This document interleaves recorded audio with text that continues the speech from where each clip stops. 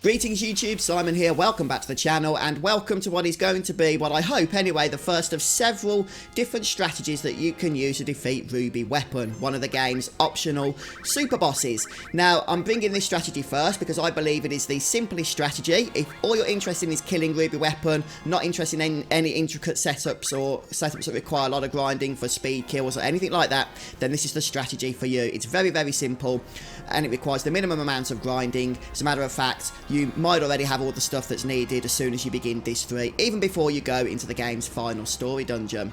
Alright then guys, just before we get started, I want to give a shout out to everybody who supports the channel as patrons, YouTube members or super chatters, and without any further ado, here's the strategy. Now, before we actually engage Ruby Weapon in combat, we need to kill off 2 of our party members, and that's to avoid Ruby Weapon's Well Sand ability, which is only cast if you have more than 1 party member alive, but will remove random party members from battle completely. Right, so with the 2 party members dead, we're just going to very briefly go through the setup here, and it's very simple. Equipment wise, doesn't really matter too much. You can just use the ultimate weapon if you're using Cloud, but we won't be attacking physically, so that won't make any difference. Materia is what's important, and you're going to require Knights of the Round, first of all, which is a reward from Chocobo breeding. So you will require a gold Chocobo, but they are very easy to get actually, especially with the no racing method. And if you need to know how to do that, I'll leave a link to my video down in the description of this video. Now, in terms of the rank of Knights of the Round, you can actually do this method quite perfectly with just a rank 1 Knights of the Round, so it hasn't been leveled up at all. But if you leveled it up to rank 2, as I have, then you can actually change the strategy a little bit, which I'll show you towards the end of the fight, resurrecting your dead party members, and that'll mean that any materia they have equipped will also get the 50,000 AP that Ruby Weapon gives you upon his defeat. But as I say, that's optional, it's entirely up to you. In any case, make sure Knights of the Round is linked with an HP absorb materia. This pretty much takes care of all healing during the fight. We won't have to use any other abilities to keep Cloud alive. He will pretty much heal to full every time we cast Knights of the Round. Next up, make sure you have Hades equipped and have Mime command equipped. This doesn't need to be linked with Hades, it's just how I've got it here. W summon is the only other required piece of materia that we are going to need. This is available from the gold saucer. At the battle square, you'll need to spend 64,000 battle points in order to purchase this. And as a bonus, I have Magic Plus equipped. Again, this isn't required, but it just pretty much means that you'll need, I guess, 1 less Knights of the Round cast to get through the fight, so it'll just be over with faster. And then 1 or 2 HP plus materia is going to be helpful, but not really needed. You might even get through the fight without taking any damage, depending on how fast you are at paralysing Ruby Weapon, but we'll talk about that as we get into the battle itself. Now, Ruby Weapon himself is located just in the Gold Saucer Desert, which you can only reach with a Chocobo or with the High Wind at this point in the game. Just a heads up, if Ruby Weapon hasn't appeared, then you'll need to either defeat Ultimate Weapon, or if you have defeated Ultimate Weapon, just have 1 random enemy encounter anywhere else after Ultimate Weapon for him to show. And that's pretty much it. Just charge the High Wind into him or run into him with your Chocobo and the battle shall commence. Okay, so the battle itself is relatively simple if you follow the strategy as I give it to you. Now, because we've killed off 2 of our party members, the first thing that Ruby Weapon's going to do is dig his claws into the sand, revealing 2 extra targets behind us, which we're practically going to ignore the entire fight. And what we're going to start with is by casting W Summon, and then we're going to select W Summon Hades, targeting Ruby Weapon, and then W summon Knights of the Round, also targeting Ruby Weapon. Now, had we not killed off our other 2 party members, before sticking his claws in the ground, Ruby Weapon would permanently remove 2 random players, or 2 random party members from the battle, which obviously isn't what we want. Each round then we're going to be casting Hades followed by Knights of the Round. Hades will actually paralyse Ruby Weapon. The damage of it is minuscule, but that paralysis is what we need, effectively nulling any kind of threat from Ruby Weapon. Now, the damage from Knights of the Round is, of course, going to be the damage that we're going to be relying on. The 13 Knights will do a ton of damage, especially if we have Magic Plus equipped. In my case, I'm doing about 107,000, I think it is, damage per round there.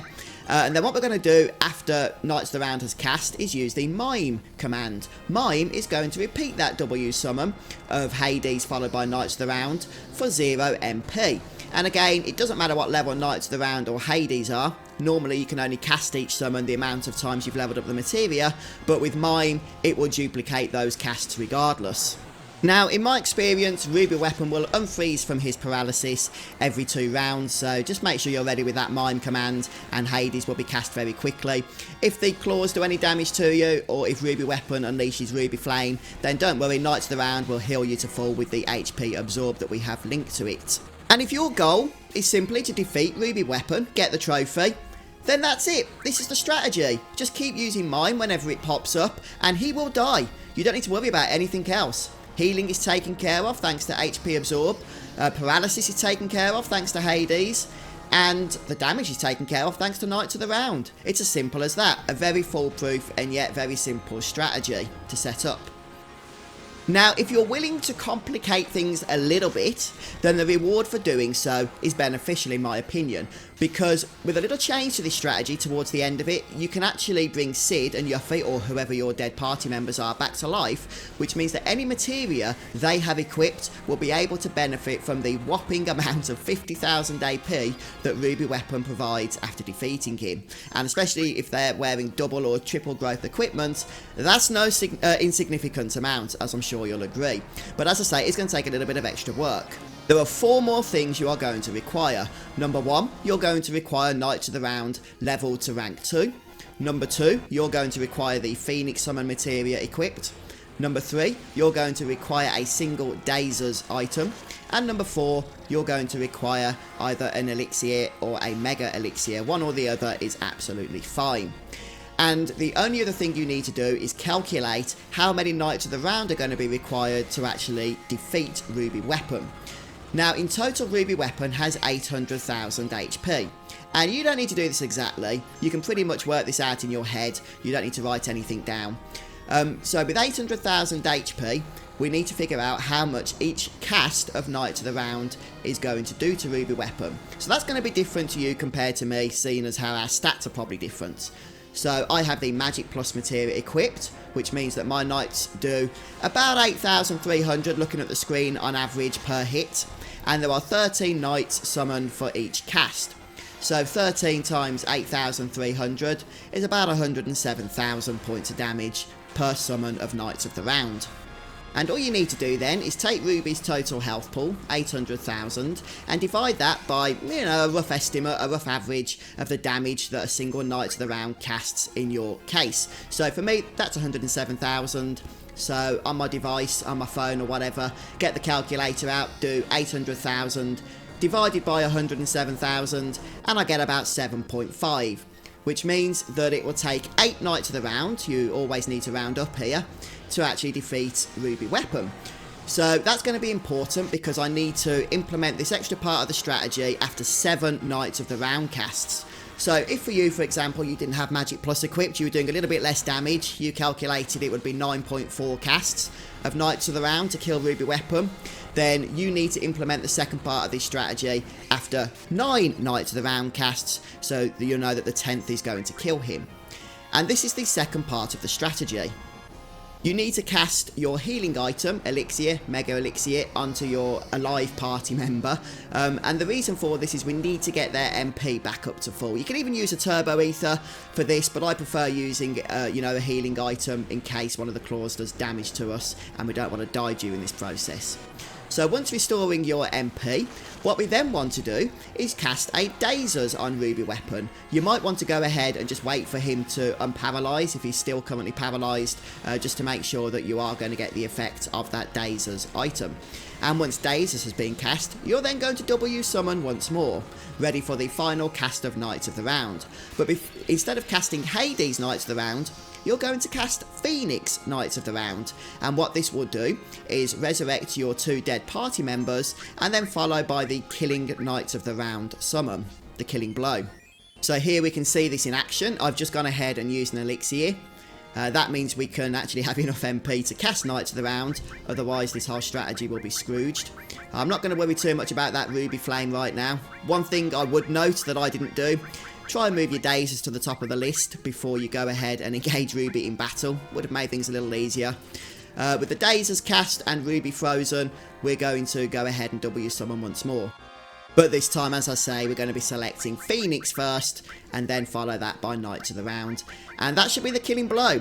But it will only occur once all of our party members are alive. So any materia they have will get the full benefits of that AP. Lovely stuff.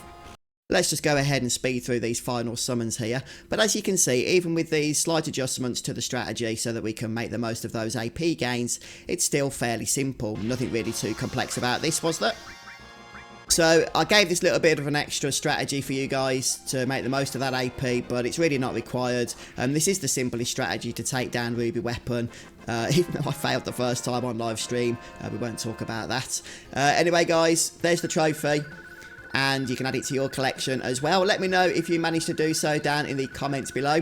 Thanks for stopping by, checking out the video, and I'll see you next time for more Final Fantasy VII. Cheers all, take care.